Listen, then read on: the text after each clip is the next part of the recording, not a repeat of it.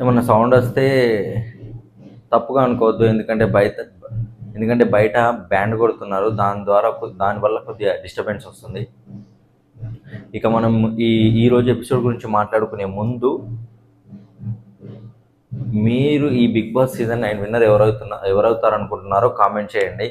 అలాగే నామినేషన్స్ టైంలో Kalyan, Demon and Rithu and Sanjana garu వీళ్ళు చాలా గొడవ పడ్డారు కదా, వీరిలో ఎవరికి రెడ్ కార్డ్ వచ్చే ఛాన్స్ ఉంది ఆర్ ఎల్లో కార్డ్ వచ్చే ఛాన్స్ ఉంది, మీరేమనుకుంటున్నారో కామెంట్ చేయండి.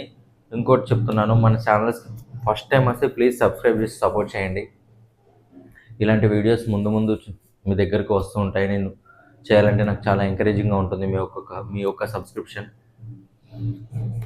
ఇక ఈ వారం ఓటింగ్ ఆర్డర్ చూసుకుంటే కళ్యాణ్ పడాల చాలా దూసుకెళ్తున్నాడు. ఆల్మోస్ట్ ఒక స్టేజ్లో తనుజన్ కూడా దాటిపోయాడు. మళ్ళీ ఇప్పుడు సెకండ్ ప్లేస్కి వచ్చాడు.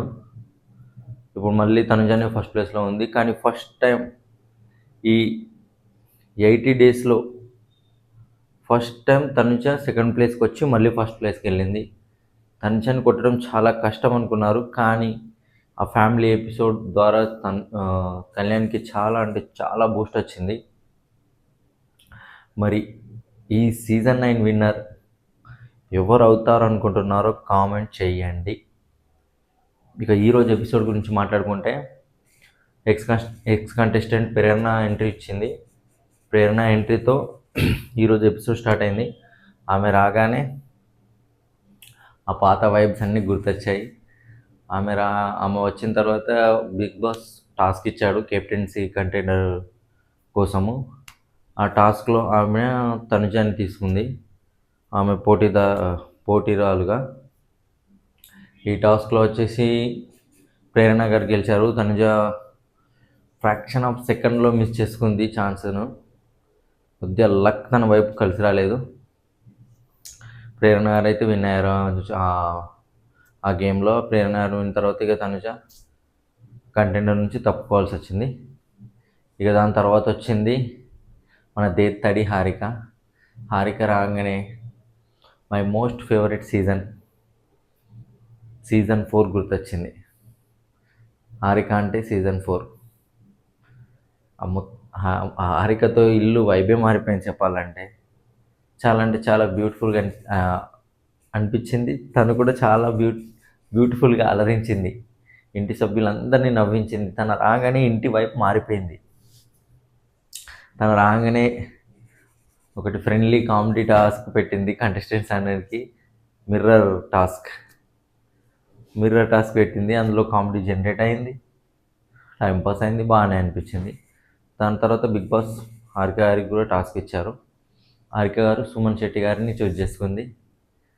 సుమన్ శెట్టి గారు ఆయనకి ఎన్ని ఛాన్స్లు వచ్చినప్పుడు కొట్టుకుంటున్నారు. ఈ ఒక్క ఎపిసోడ్ అనే కాదు, ఈ ఒక్క టాస్క్ అనే కాదు, దేంట్లో అయినా లాస్ట్ వరకు వెళ్ళి మిస్ చేసుకుంటున్నారు. ఆయన చేతుల ద్వారానే మొత్తం అమాయకుల లెక్క బిహేవ్ చేస్తున్నాడు ఆయన. Simple game. హారిక చాలా అంటే చాలా సపోర్ట్ చేసింది ఆయన విన్ కావాలని.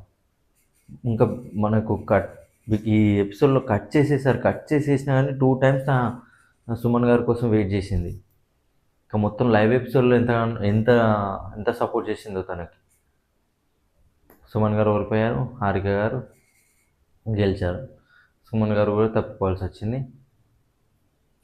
ఇక దాని తర్వాత హారిక గారు వెళ్ళే ముందు ఒక సాంగ్ వేశారు బిగ్ బాస్. ఫుల్ మచ్చ కేక ఒకటి ఇచ్చారు, డ్యాన్స్ ఉన్నారు. దాని తర్వాత ఎవరు మన Manas Sunny, Bigg Boss winner Sunny. Season 7 అనుకుంటా మానస్ గారు, సీజన్ 7 అనుకుంటా. ఇక మానస్ వచ్చాడు. మానస్ వచ్చి డీమాన్ పవన్ ఎంచుకున్నాడు తన టాస్క్లోకి, కంటెండర్ టాస్క్లో. ఈ టాస్క్లో డీమాన్ గెలిచాడు. ఈజీ టాస్కే, కానీ కొద్దిగా డిఫికల్టీ ఉంటుంది, దానికి కూడా లక్ కావాలి.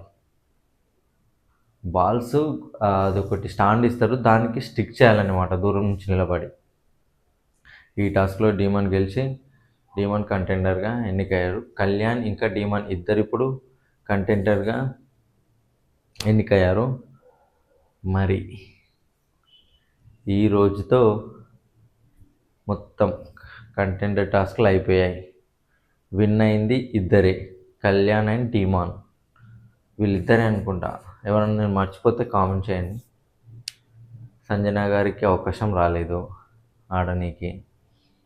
రీతు కెప్టెన్గా ఉంది కాబట్టి తనకు ఛాన్స్ లేదు.